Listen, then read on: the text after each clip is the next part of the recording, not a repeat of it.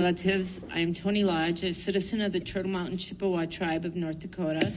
I am the CEO of a large urban Indian medical and behavioral health facility in Spokane, Washington State, in the U.S., and a member of the Indigenous Determinants of Health Alliance.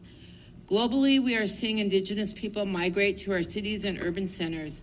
This migration often leads to ethnicity misidentification in systems that collect data and demographics, and which further stresses quantifying factors for our ability to do the Indigenous determinants of health work.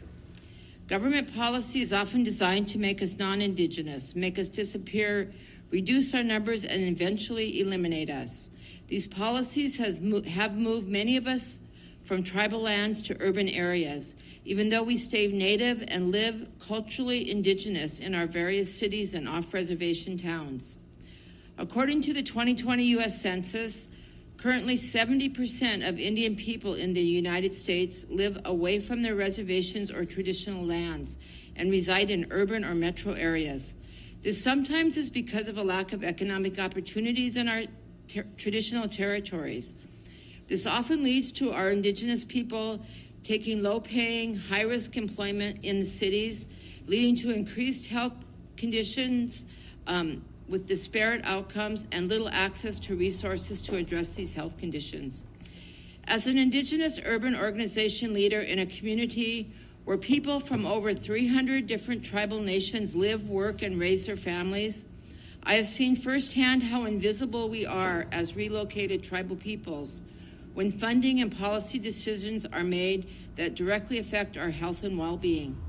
Tribes are often consulted and talked with by folks with money and power. Individual tribal people or organizations, not so much. I am here today to ensure the global community considers that Indigenous peoples can reside outside of our traditional homelands, and often we are at the highest risk of erasure. There must be support for urban or metro Indigenous communities separately when considering funding, policy, and extension of the full protections as ensured on the UN Declaration on the Rights of Indigenous People. We especially are invisible in the collection of accurate specific data, always being identified as other, not our specific tribal identifications.